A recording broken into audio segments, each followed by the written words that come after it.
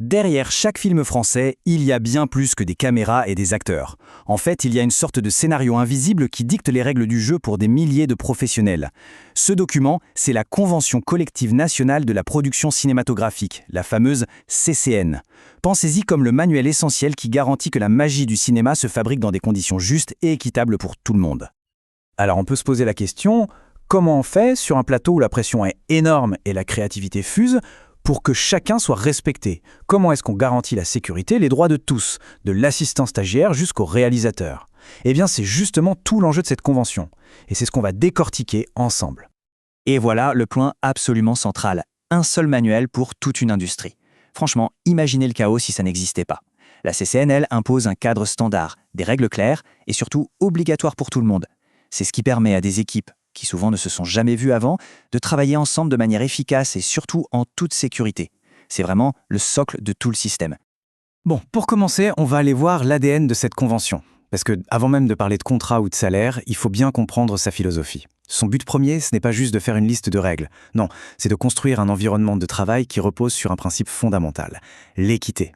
Et attention, ça ce n'est pas juste une belle phrase pour faire bien. Dès ses tout premiers articles, la convention est hyper claire. La discrimination est interdite. Que ce soit à l'embauche, sur le salaire ou pour une promotion, c'est vraiment le cœur du réacteur.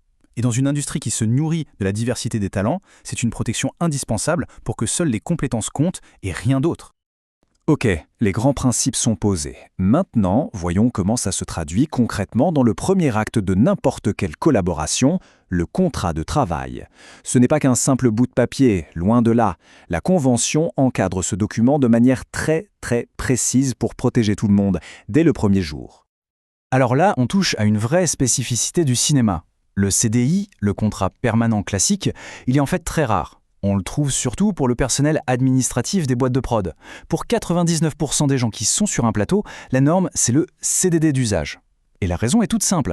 L'industrie fonctionne par projet. Un film, ça a un début et une fin. Ce contrat, il est donc taillé sur mesure pour cette nature un peu éphémère du travail. Et histoire que personne ne l'oublie, c'est écrit noir sur blanc. Prenez le temps de lire cette phrase de l'article 4. Ce ne sont pas des paroles en l'air, c'est une obligation légale. Ça veut dire qu'un producteur ne peut tout simplement pas écarter une candidature à cause d'opinions, d'une origine ou d'un genre. C'est une garantie fondamentale contre toute décision arbitraire. D'accord, les grands principes c'est une chose, mais concrètement, au quotidien sur un tournage, ça change quoi? Eh bien la convention, elle se traduit par des droits très concrets. Des avantages qui sont là pour protéger l'équilibre entre une vie pro, souvent intense, et la vie personnelle. Prenons un exemple que tout le monde comprend, les congés pour événements familiaux. Que ce soit pour un mariage, une naissance ou un moment plus difficile, la Convention garantit des jours de congés payés. Et le détail qui compte, c'est que c'est sans aucune condition d'ancienneté. C'est une reconnaissance simple mais vraiment essentielle. La vie, elle continue, même quand on est en plein milieu d'un tournage. Autre cas de figure, les jours fériés. La règle d'or, elle est simple, le 1er mai, on ne travaille pas, c'est sacré. Pour les 10 autres, si la production a vraiment besoin de l'équipe, d'accord, c'est possible, mais ce travail doit être compensé de manière très claire selon des règles précises. C'est un équilibre constant entre les impératifs de production et le droit au repos. On arrive maintenant à une partie plus récente de la Convention, mais qui est devenue absolument cruciale.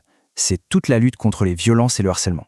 C'est devenu une priorité absolue pour l'industrie, avec un but très clair, faire de chaque plateau de tournage un endroit sûr et respectueux pour toutes et tous.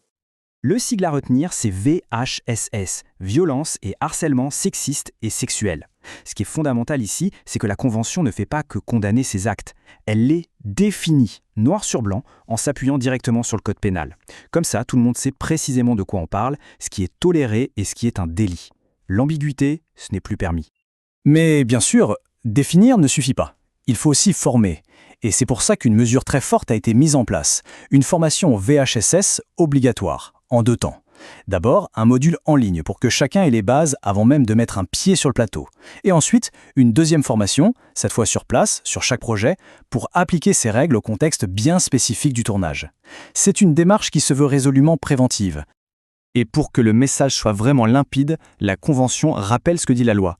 Ce chiffre, 30 000 € d'amende, sans parler de la peine de prison, c'est un rappel assez brutal que le harcèlement sexuel, ce n'est pas une blague déplacée ou une mauvaise conduite. Non, c'est un délit.